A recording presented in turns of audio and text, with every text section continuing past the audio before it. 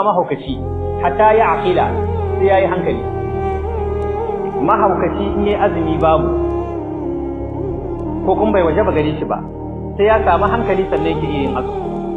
To malamai suka ce shi mahaukaci in ya warke da rana shi ya zai mahaukaci ne sai ya warke yanzu nan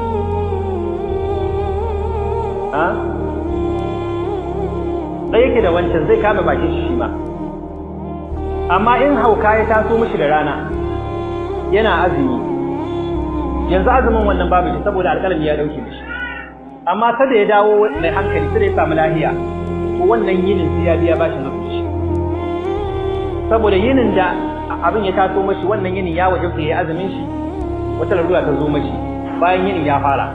Amma in na gobe zai ramka ba, misali sai mu ce mutum ne yayi hadari sai ya suma